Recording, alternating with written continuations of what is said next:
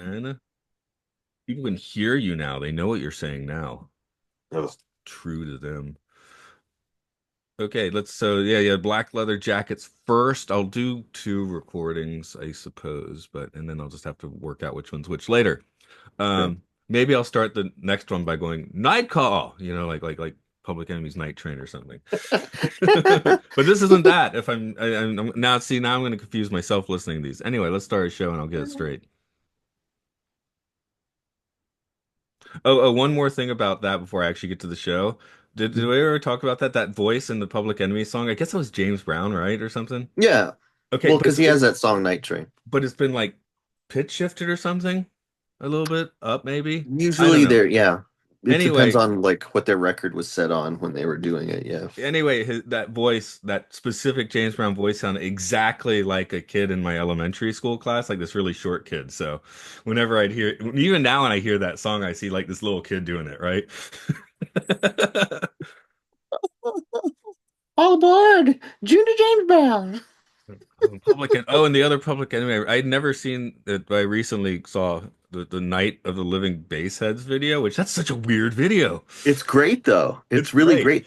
That was the first one I saw. Okay, I like how, yeah, it's just fun how there's like a sketch going on, then Chuck just comes rapping out of nowhere. Mhm. Like, what? Yeah, that was the very first. Um, that was the very first Public Enemy video that I saw. Oh, one more clip. Have you ever, maybe you came across this. It's from 10 years ago, Jamie Kennedy's New Year.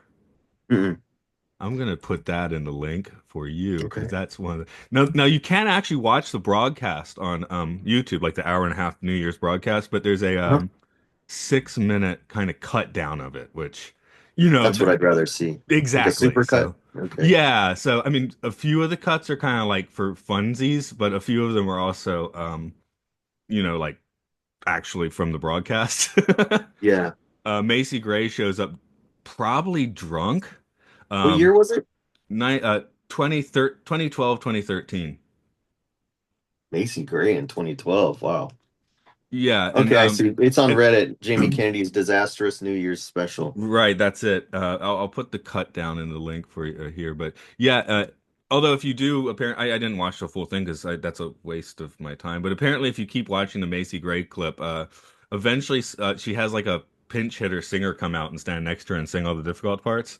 Okay, so that makes more sense by this time, Uh, because Macy Bone Gray was hitting years before that. Bone Thugs and Harmony shows up. They've clearly not had a sound check, and they do not give a shit that this is like network or UHF TV because they're dropping F-bombs like mad. I can't wait. There's the part where Jamie Cash is like, "Am I on? Am I on? Am I on?" And you hear someone say, "No," but he's on. No. This thing's just gold. Anyway, and for the listener, you already said what Jamie Kennedy's a New Year fail. 6.5 minute supercut recommended. Well, Yeah. I guess this is a 2012. Patreon, but yeah, it's Yeah. and each time you watch it, it becomes funnier. If you watch it more than once, it's funnier the second time and the third time. I like because it's all in the editing when they do those type of things. Yeah, like they're interviewing Shannon Elizabeth like out on Sunset Boulevard, but it's still just showing Jamie Kennedy like standing blankly on his set. Well, in front of the Chinese theater, actually. They did Yeah. get a prime real estate, I guess. Um, okay, yes, show. Let's give 5 seconds and I'll get rolling. Hang on just a moment. Okay. Hey, kid, could you call Mama on her car phone? She's calling me and I'm recording. Yeah, just give her a call. She just tried to call. Did All you right. actually mean car phone? I didn't mean car phone. Okay. I was like, that's a term I haven't heard for like what, 20 years?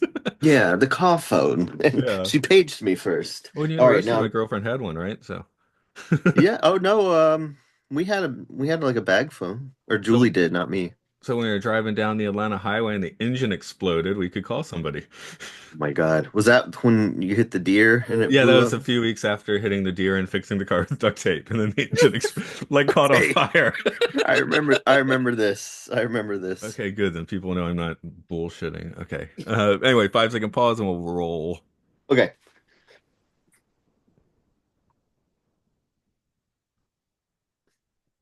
Hello, welcome to Time Enough Podcast. It's where we dive into all of the episodes of The Twilight Zone and beyond. This is Matt here. Hi, Andrew, you're back. Hi. I think it's the second time this season. I've lost track of things. I don't know who's on what now. So, especially after I Who's did the on strike first? stuff. Yeah, who's on first? Who's on second? You're on second Third today. We're base.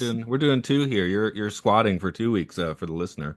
Uh, Squatting as hard as you can.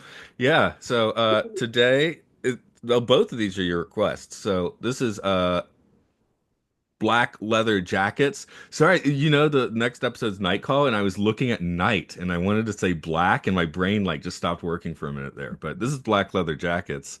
Mm-hmm. Your request. Is this one of your regular marathon ones, or just one you wanted to Um, check out? this one, it's a little bit of both because I didn't remember a biker episode of The Twilight Zone, and it would have made sense that my dad would have loved that because he was the founder of Family Dog Motorcycle Club of Chamblee, Georgia, and so he liked anything with motorcycles in it. And like he showed me the Wild One with Marlon Brando. That was like a favorite. Hell's Angels on Wheels. Um, obviously Easy Rider. But so I don't think this one played during the marathons. I don't think it was one that we ever saw. It's of course one that I've seen as a fan a few times, watching them myself, but I don't know that my pops ever saw this one. So yeah, I did kind of pick it for that reason, just with the family history of motorcycle clubs and just well, the fact that it's another Alien episode, if I'm not speaking too soon. I assume people have probably had a glance at these You've had a few before rolling. decades. Yeah, Yeah, but you've had a half century more plus. Um, yeah. So this Alien one, bikers. yeah, this one usually ends up like real close to the bottom of the list of ratings of the Twilight Zone. So Yeah. maybe that's how I came in because so I came in expecting very little, right? And ended up quite enjoying it because, like, oh, this is just some weird, like, 50s, sci-fi movie trip, right? Which is different than the Twilight Zone. This feels more like something like The Outer Limits does, for the most part. I guess maybe I that's why it doesn't stick well with Twilight Zone fans. Yeah, I think so, yeah, because it's almost like part juvenile delinquent movie, but also yeah, part alien invasion movie. And this could have been expanded into a real corny and boring feature, but with more Still 60 money. minutes, plays with something else. Yeah, exactly. And so I think that might be why, because but I really think I enjoy it too. And I didn't rewatch Night Call because I've seen it a million times, but I did rewatch Black Leather Jackets just because I couldn't exactly remember the ending, and it's fantastic. Talk to the eye. Yeah, that goes a long way for me. Just like they're talking to this television, which is why is because like I guess that's what the aliens actually look like. They're giant eyes. Are they in human disguise, or is that leader just really weird and he just gets right up into the camera like this all the time? Yeah, I thought I mean that's a good explanation because I was just thinking that they didn't want to have the minions ever get a good look at the leader. That might be it. Or they could have had actual minions. That'd be fun too. Um, Minions. Minions. Uh, Filet minions. oh my God, I was trying to get a kid to say filet mignon in the class yesterday, and finally I had to give up because they just gave every pronunciation of it that like didn't work. And I was like, okay, let's move on. I don't need to It teach you French today. Yeah, no, it's a super weird looking word. I will do a little bit of the trivia for this one then. Earl Hamner. Oh, sorry. Should I say the air date first? Original air date was January 31st, 1964. Earl Hamner Jr. wrote the teleplay. He's, of course, a Twilight Zone regular and later was the creator of The Waltons, which I've said like 8 times in this podcast. But you got to say something, right? Sure. Joseph M. Newman directed. We've caught him a few times in season 5 already, and he's got a notable claim to fame with This Island Earth, which I'm also saying for the third time, maybe? Lee Kinsolving played Scott. He was nominated for a Golden Globe for his appearance in 1960's The Dark at the Top of the Stairs. Steve was Michael Forrest. You may remember him as Apollo in Star Trek's Who Mourns for Edenice. Am I saying that right? I never had to say that title out loud. Um, I wouldn't know. and if you're a real hardcore Trekkie, he shows up 50 years later to play Apollo again in Star Trek Continues. Are you familiar with Star Trek Continues? Mm-mm. No, I'll when was recommend that out? that came out about 10 years ago when Paramount or CBS or whoever would still allow like feature like full fan productions, and there's like 12 episodes. It's supposed to be season 3 or season 4 of the original series, right? So they get the lighting down, the actors, or actually John Champion, who is sometimes on this show, does shows up in one episode of that. So Wow, cool. it's on YouTube, worth watching if you Is it? need to get Okay, I was a gonna Star ask Trek where fix. Yeah. when it aired, like what, where it was, I originally. remember having to originally download it from like their website, but it's always been free because it's a fan production. So, Right, right. I don't however you think I watch was it is aware of that. okay. Anyway, there's something I will recommend. I feel like people that Cool. are into the Twilight Zone tend to be into Star Trek. Obviously, there is some people that probably only dig one or the other, but they just tend to go hand in hand, I feel like. Yeah, no, I have friends that are huge trekkers. Um, Not so much for me, but if it's in front of me, I will totally get into it. Got two more people here. Shelley Fabares played Ellen Tillman. She showed up in the Donna Reed show around the time of this episode, and Coach a few decades later.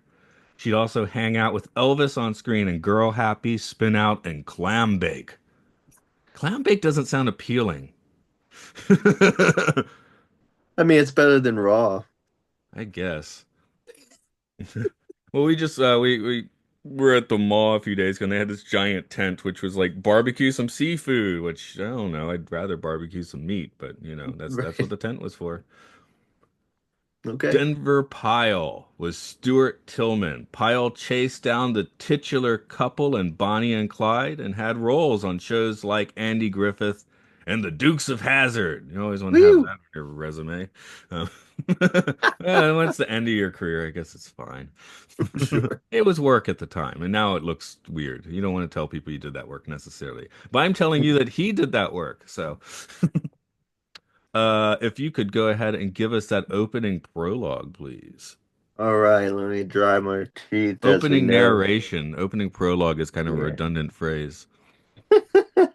The opening beginning. Yes. All right, here we go. Three strangers arrive in a small town. Three men in black leather jackets, an empty, rented house. We'll call them Steve, Scott, and Fred, but their names are not important.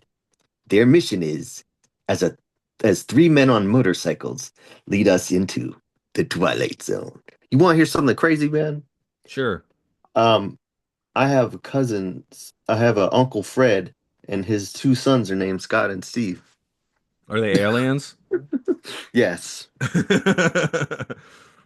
Um, now, my first note for this is just like the wild eyewear. I thought that was like kind of, it was kind of Back to the Future 2 future sort of eyewear. It looked Yeah, like no they, helmets, but they're wearing these like bubble-shaped ski goggles. yeah, so I dug those. I don't know how many people wore helmets in the early 60s. I mean, they should have been, but they probably weren't. You want to look cool, you're a greaser, you're not going to wear a helmet. Oh God, I don't even think laws really came into effect until sometime in the mid to late 80s. Whenever Gary Busey wiped out and got brain damage. Yeah, and seatbelts. I think seatbelts, there wasn't even a law until the 70s for seatbelts. Because I remember watching educational films where it was like, now you must wear your seatbelt. Right. And I was like, that wasn't You always a good idea. suck.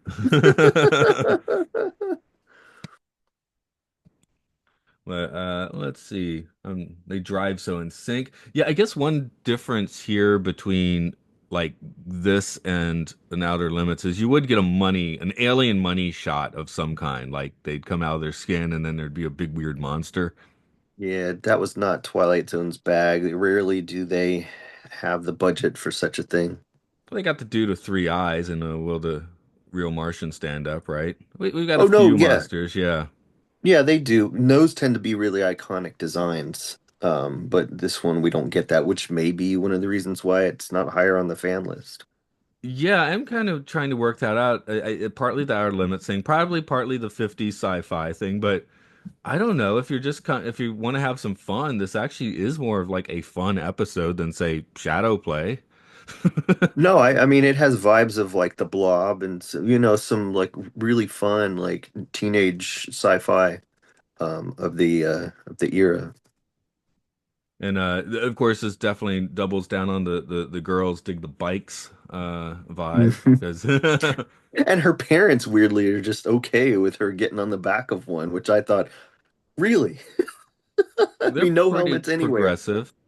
Yeah, they I don't think I've been on a motorcycle. I mean, even as a rider, I don't think I've ever been on a motor. Well, as you know, I couldn't ride a bike till I was 25, so. mm. Yeah, well, things were a little bit different when you're the a child of a biker, and by that, I think the listeners, to put it in perspective, at the time when I was growing up, um, you didn't have Harley Davidson clothes for your dog. You didn't have like the theme restaurants. It wasn't something that you brought out on a trailer to Sturgis and just rode around because you could. It was a lifestyle for people. And my dad drove to work on a motorcycle and things like that. And so um, to see these people for the neighborhood to not freak out when bikers come move next door just tells you what kind of people they actually were. The story wouldn't work if the girl's parents were like really uptight folks, because she would have never got to see this kid. They would have called the police immediately when the bikers moved in. They wouldn't have had a chance to move in. I'm sitting here wondering if there's been a more modern in movies and TVs where, a biker gang shows up at the Harley Davidson themed restaurant and goes all wild angels on it, you know? That would be so great, but realistically, they'd be more likely to be distributing toys to underprivileged children. No, that's why I said instead of tear up the Yeah, place, I say go wild angels on it. Just exactly. keep the reference very specific. Yeah. Or maybe they're expecting the toys and like, boom, here they come. Yeah. What's he doing with that pool cue? Although I suppose you'd have to have like Harley Davidson co-sign on that, and they wouldn't want to do that most likely. Yes. Yeah, that was the tough thing about a lot of this biker movies is that at a certain point they didn't want to be associated with those clubs, and so um, a lot of these biker movies you would see they have some old motorcycle that barely runs, and then when it's like a chase scene or any action, it's actually a dirt bike dressed up as a street bike. It's pretty obvious. Like, yeah, Harley would not go that fast. It definitely could not go through the woods. I always found, I don't know if this is still true, but I just remember like in the early 2000s, that's when in America, like, Yamaha and Honda motorcycles seemed to be really popular in the States. On rural roads, you'd have guys just like tearing ass 120 down the road, right? And Yeah, then I mean, and then I came to Japan and everyone was riding Harleys and Triumphs. yeah. Well, they were built very poorly back when my dad was riding them too. Your Triumph motorcycles tended to be old and really hard to start. And the Harleys, I think that was during their partnership with AMF. They were built really poorly, and it wasn't a matter of being able to start it on the Harleys so much as it was like the bike just continuing to run without issue. Flying apart on the road, yes. Yeah. So I think the build quality, well, Triumph came back and I'm sure the build quality on those and on Harley are much better than they were. Well, part of the reason they're so popular here, though, is because they look cooler and Mhm. Japan doesn't have roads where you can just like really hit the accelerator. You're on mountain roads or something. I mean, yeah, so they're more about looking cool, whereas I felt like, again, I'm talking like, these are observations of 20 years ago, but Mhm. in the States, like I want to go fast, so you want that sleek aerodynamic thing. Yeah, you don't tend to see Not your someone dad. I'm speeding. talking about, younger bikers of the 2000s. Yeah, that's what I mean. If you see a bike speeding down the highway or a couple, just weaving in and out of lanes, those are going to be on uh, your Yamaha, Kawasaki, or, even a Honda. But you're not going to see the Harley doing that. The Harley's going to be the one you like try to pass by on the two-lane road because he's going too slow. I guess your dad and his friends were not into the Yamahas. Oh no. As a matter of fact, I do not want to repeat what they called those motorcycles. As a musician, though, I have like a little bit of a bias against Yamaha. You play music? Have you played many Yamaha instruments? I don't think so. I really don't think so. I've decided they have no mojo. I've played several Yamaha things over the years, and like they usually well built and stuff, but they're just kind of weirdly bland. It's the synthesizers, the guitars. Yeah, I'm gonna go ahead and say what they called them because who cares now? My pops have been gone for over a decade, and probably half the crew is gone too. Um, but it was a racist. It was a very derogatory. They called the Japanese motorcycles rice burners. Oh, okay. I was sitting here He's like, like, yes, that am is I about very to have a racist. censor point? Yeah, Although, no, it wasn't. It to was be just that. honest, after you and I finish this podcast, I'm gonna go taking a walk through rice fields, listen to the podcast, so I could throw a stone and hit a rice field. Right, but still, No, I that's get awful. I get what you're saying, but yeah. Yeah, it's awful, but that's Yeah. what they called them. But yeah, it could have been worse, I guess is what I'm saying. Well, no, the t-shirt was I'd rather push my Harley than drive a rice burner. Oh, okay. I see that would just be confusing for most people, I think. Like for the Um, normies, they'd be like, that t-shirt's kind of specific. yeah, I as a kid that was life. I didn't I didn't know any different. You said the parents were pretty accepting, which I guess they are, but they become quite unaccepting once their TV gets interrupted. That's kind of the Yeah, straw that gets their back going, I guess. yeah, the aliens for those who haven't seen this episode in a while, this it's these three young guys, black motorcycle jackets, and they ride into town and they immediately move into a house that is for sale in this neighborhood. And so you don't get a lot of sense of the neighbors and what they're like. It really, really focuses on just this girl's house. And I keep calling her this girl because I don't remember her name. What's her character's name? Steve Ellen. Ellen. Okay, so yeah, Ellen's a young girl and she sees the motorcycle guys, and it's a typical thing in a lot of these movies where the small town folks, the older people are all up in arms about it, and the younger ones are like, "Yo, this is really cool and different and rebellious and all of that." And so, yeah, Ellen immediately is intrigued by them, and I expect, yeah, the parents to just be like, "Oh God, get them out of here," but they should have because those guys. Um, if anyone has seen The Wild One, the way that Brando and his buddies treat the old bartender guy, well, he's not a bartender, he's more of a soda jerk. But they start messing with him really bad. They do that to Ellen's dad because he goes like, "I'm gonna go over there and they're probably operating a ham radio." Those damn And ham radio operators.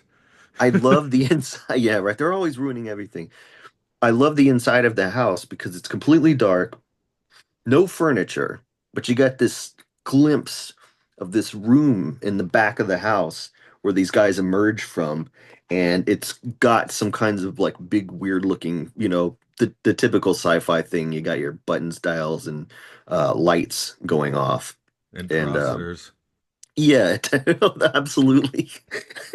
Yeah, but the guys have a similar attitude toward humans that they did in Plan 9, you know? Yeah, cosmic bullies. Although they don't complain as well as, as No the one guys in it. does. No one does. This But is their view probably of, go go ahead. ahead. Okay, I was saying it's probably a bad idea, but I would have maybe West Side Story them up a little more. They could kind of like walk and snap in unison, that sort of thing. I think that would have been fun. Oh no, the feature of this feature version of this could have gone any sort of way. It would have Few been musical great. numbers, yeah. Well, yeah, and a little bit more about the neighborhood, and a few more characters spotted in there. I saw him worshiping the dang devil. I I saw him eat an apple without washing it first. You But know, once you get up to an hour length for it, it probably does start to drag. So I think this is nice in the 25-minute zone, yeah, it's got a point Twilight to Zone. make, and it's Twilight Zone always packs a punch because of its brevity, and so the the bikers have mind control abilities, kind of like they calm her dad down and send him back home. And when he sits down with his wife, she's like, "Yo, so what happened? What's going on over there?" He's like, "Oh, nothing. I was They're wondering if they nice like Men boys." in Black neuralizer to them, but I guess they didn't have a device, which now you would. No, You'd have to have a device now. yeah. Well, I mean, just think about the budget. This is really like that economy of storytelling that Twilight Zone is so well known for. Because by the end, you don't care about um, any sort of like technology, special effect, anything, because the drama is so well played. Although I did write this to mirror your earlier statement, I wrote in my notes, this is not Plan 9, but it could be Plan 10 or 8. Hmm. Yeah, this the youngest guys just swallowed all their propaganda. He thinks all humans are just warmongering Neanderthals and should be wiped out, and their planet used for better purpose by They better. just need breathing room. Exactly. So we're not going to put them all in timeout. We're just going to poison all their drinking water. And so what happens is this guy, he starts to get to know Ellen. Shelley or Ellen, yeah, and finds out, hey, Shelley's the well, actress, she's by the way. You weren't completely wrong. okay. So Ellen is Ellen's kind of okay. And of course the older guys are just like, yeah, of course, we didn't want to bring you anyway. We knew you're too immature to deal with this, whatever. We can still do the mission without you. But then, her parents go to the cops, and the cop is also an alien, right? Because he's Yeah. done whatever with the town sheriff. And so they take him away, and that's the last we've seen of him. It's a bit of So a Kafka turn at the end there, I guess. it definitely is. That's a great way to describe it. So we don't really know uh we don't get to see like any sort of ultimate fate. We're not even left with like the classic, Burgess Meredith there at the end in the library. It's kind of like you're left to imagine what becomes of Ellen and her family and of the people of Earth. Well, I guess they get poisoned because the plan is in effect, yo. Hmm. Yeah. I guess that's kind of the weird tone at the end. We're like, oh, that was weird. I guess we're okay now. And no, you aren't. Um, Mhm. rewind a No. couple minutes though when they call the police station, and then they talk to I guess the deputy. Where there's a Well, he picture. calls This himself the deputy, but he's holding this medallion that is the same symbol that's on those guys' jackets, the teenage boys' jackets. right. But more importantly for me is, did you notice the picture of the sheriff on the wall next to him? Oh no.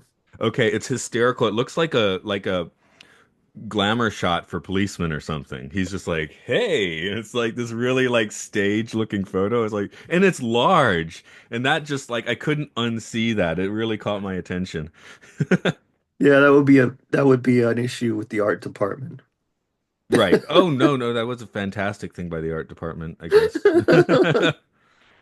But No, I didn't notice.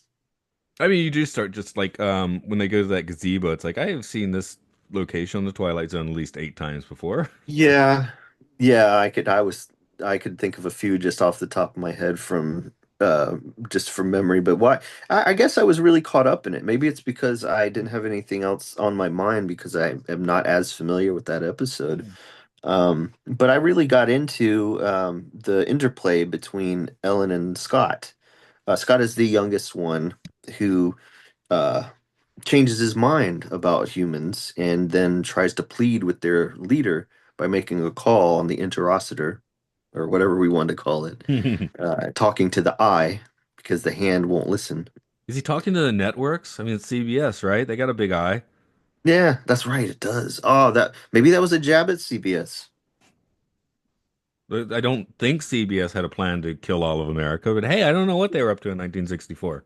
Well, Serling famously um, ran afoul of the network a lot of times with the kind of things he wanted to, the themes he wanted to get across with the show and the stuff he wanted to show in it, and it was up to ultimately the advertisers dictated what he got to put in his show. I mean, that was, I think, part of what killed him, just the stress. So the advertisers are out to kill all of America with their dubious products. The poison, I mean, it's not a stretch to imagine that, Yeah, yeah, you can go to especially with McDonald's all the if you want. cigarette ads. Yeah, yeah, or whatever, you You know. usually don't feel great coming out of McDonald's, I feel like. Oh no, absolutely not. Well, we all like, Morgan Spurlock died last year. Sometimes I get a that nostalgic urge. I think I'll go to a McDonald's, and usually I get turned away by the scent of McDonald's before I actually get to it. No, not That said, recommended. I did actually have some earlier this week, so it was first time in a little while. Well, I would hope they at least offer something that's Well, got a I little was bit. see there's advertising working because I'd seen the ad for I ended up getting a Big Mac, but they have Evangelion burgers at Japanese McDonald's now, and I was like, I gotta see what that is, you know. But then Hmm. I got a Big Mac, so. Wow, that's wild to think that that's the tie-in. But I mean, there it makes sense. But Well, there was one that was like Mexican chicken burger. I was like, that almost looks good, but I think I might regret it if I get that. So I got a Big Mac Mexican chicken burger, what could that be? for That's definitely. Evangelion. Oh my God. Yeah, I don't. I want to try it though. Mm. Not because I'm into McDonald's, but just because like I ate like chili or spaghetti with chili on top earlier this week. With I mean, just to try it. Like this is just some regional cuisine, you know. Um, But I, oh yeah, say what you're saying. I was just kind of like bopping through my notes here and getting to the end of them, to be honest. So, yeah, let me hear it. What do you got? I wrote, I mostly drink bottled carbonated water. Why did I write that? What happens at the end? Mm. Okay, I don't. That was my Oh next yeah. lesson. Oh, the other one was just like when you see Rod at the end, you don't see his left hand, and now I don't know if he's holding a cigarette or sunglasses at this point of season 5. Oh, who So knows? That's the real mystery. yeah, but His hand we went to the Twilight Zone. yeah, but we have picked up in the it seems like he's trying to cut down this season because he has sunglasses in his hand instead of a cigarette most of the time. Well, I mean, that's what they had to do. You know, it's the Oh it's yeah, just got to stay busy. I guess this is right about the point where they start putting general warnings. Like maybe you just can't do that anymore. Nah, you can still smoke on TV though. Huh. Oh, totally. I mean, you Yeah. were. God, I remember we went to see the re-release of The Exorcist, and this was, a 73, 74 movie, and here it was 2000, and the doctor smoking in the hospital. They're talking to Reagan's mother. You're like, the audience just roars with laughter. Well, I know a lot of times if you watch a modern documentary, and specifically, I think this happens a lot with the Beatles and Walt Disney, where you'll see photos or whatever, and then their hands always like this, and the cigarette's been airbrushed out. So there's just tons of D photos of the Beatles and Walt Disney in particular, where they just have their hand in a weird place because there used to be a cigarette in that photo. did they really do that to the Beatles? I think there's been some with I remember seeing something with the Beatles where they're doing and Disney for sure because he was smoking off and they don't want to, you know, show that to people now. Right, yeah, but leave the crows and the red man.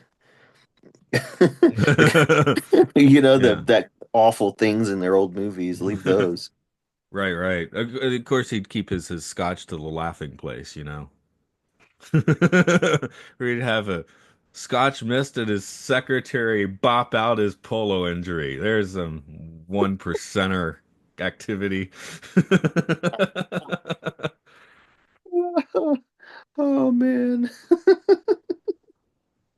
Well, let's have a gander on this one. Who in this episode actually goes into the Twilight Zone? Okay. Well, I always defer to the narration. Um, and Serling says at the end something about the water being poisoned by the Twilight Zone, or the water having come from the Twilight Zone, or the So Twilight aliens are Zone. the Twilight Zone? Aliens are the Um, Twilight Zone. I think wherever they were from is considered the Twilight Zone, as far as if we're going by what he says. They came from the Twilight Zone and they returned to it. Yeah. I mean, that's what the narration says. I'm thinking practically like the actual tone of the episode. And I'm sitting here thinking maybe one of the reasons this is not seems to not be as well liked is because it doesn't like really have a Twilight Zone. It just has like kind of exaggerated 50s sci-fi Mhm. mechanics, which Yeah, it's kind of is what I was different. saying at the top of the show. You know, it plays more like a one of those teenage sci-fi movies than it does, or Outer Limits, like you said. Yeah, like you would never call Plan 9 a Twilight Zone, you know? I don't know. So I think this episode is kind of lacking in the Hmm. Twilight Zone. But um if you go with narration, you know, your answer of course is valid, but it does the second question still kind of works here. Um does humanity deserve it? I mean, they have the argument on screen in this Hmm. episode. So the second question, who do they deserve their trip or into whatever they're doing? That's pretty valid here. So how do you It feel? is, well, if we go back to when Scott was talking to the Eye, CBS, um, he is making a case for humanity being worth saving and that it's not all bad or whatever. And it comes to a point in this brief conversation where um Scott is like, that's not true, you know, and rather than further defending the position, the leader's just like, la la la la la, fingers in ears, go away.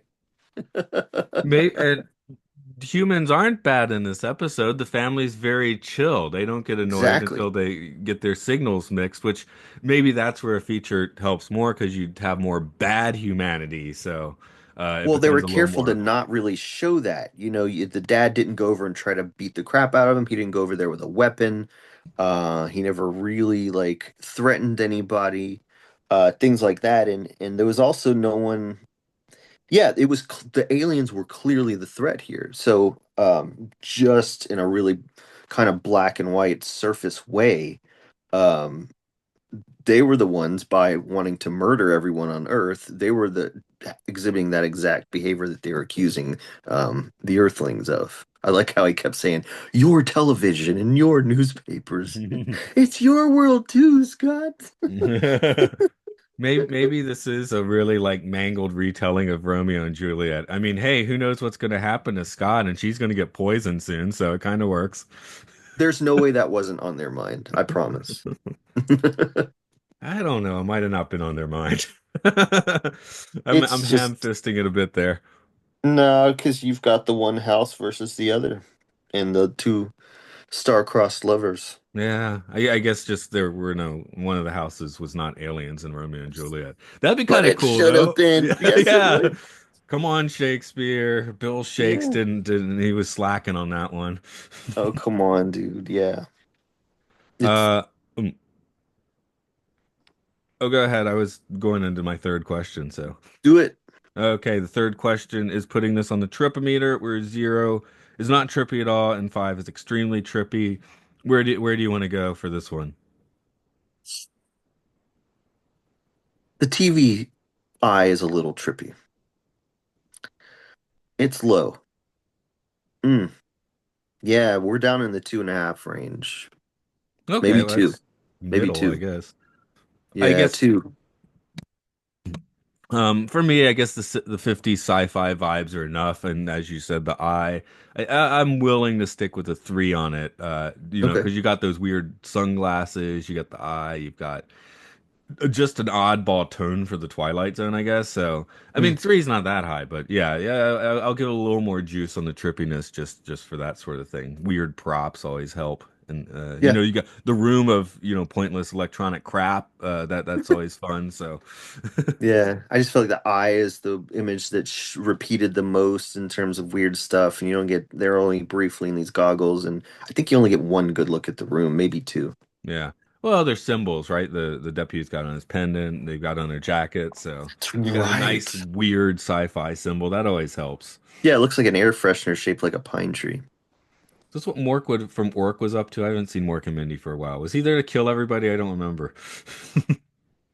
One only hopes. Yeah. Okay, I guess we will wind this one down, get out of the leather jackets. I've never owned a leather jacket. Uh, I've owned a couple fake and a couple real. right. But how about for now? What's up in your world? How can people be part of your world? Oh, hi. Well, I'm currently in planet Gonzoriffic, Gonzoriffic. My friends and I make movies just for funs. When is this episode gonna come out, do you think? Almost the original air date, I think. It's gonna be, hold on, I can actually tell you. This will be January 26th, 27th, depending on where you are in the world. Okay, well, on January the 19th, we will have had the premiere screening of our latest feature film, 119.mp4. It is the world's first found footage horror stand-up comedy special. And that I'm expecting to show up on streaming somewhere. So by the time this airs, it will either be on Amazon or Tubi or something in that orbit. Actually, it might be that date. This might air concurrently with your screening. You may be in the theater right now. Whoa. There's a, Filtered water only. Yeah, bottled water only. yeah, 5 on the tripometer. Yeah, yeah, Liquid that's death. I had to do that in Morocco. They said do that, so I did that. You go to Morocco, you don't drink the tap water, right? Yeah, no, I mean, that's general travel rules. Yeah. You can drink the water in Japan, it's fine. Well, that's different. Yeah. We're talking way different. We got mountains. Um, Hmm. well, so does Morocco. Anyway, if you are digging this, give us good review. Time Enough Podcast on all your podcatchers. We do a bunch of podcasting. You can find that at podcastius.org. Talking about apes on podcast 1999. Talking about really good, really bad movies according to IMDb on Films and Filth. There's Luke Loves Pokemon. There's a game show. And hey, I just put out a new collection of music on rovingsagemedia.bandcamp.com. Psychic Utopia. I don't make these titles, folks. That's just how it works out. I outsource all the titles. But that's a cool one. I like it, but I can't claim credit for it. Okay, we're gonna roll off into the night. Black leather jacket, old style Korean War era motorcycle. Off we go.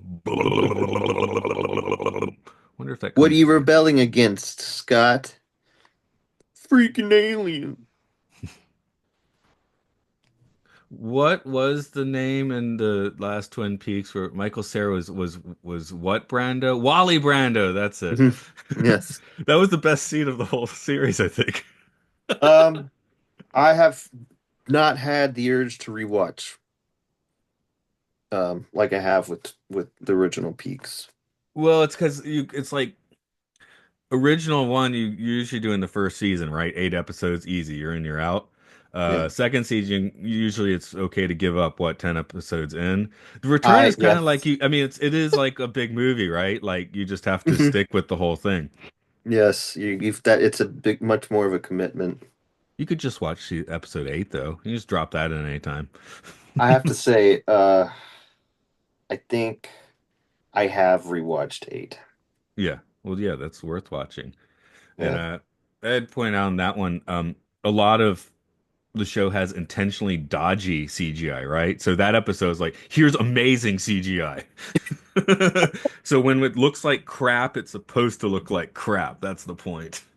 Yeah. Yeah. Well, I mean, it's everyone knows it's fake, so who cares? Right. Okay, I'm going to stop this recording and then we will get rolling around for a night call.